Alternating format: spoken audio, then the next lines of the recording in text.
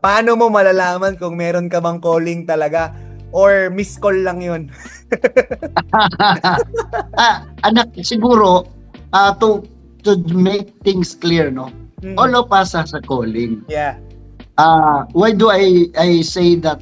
Because if we study the Word of God, the Holy Spirit that has been given to us has been given as gifts. Mm.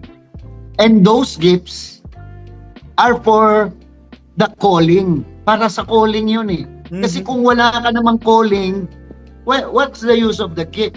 No?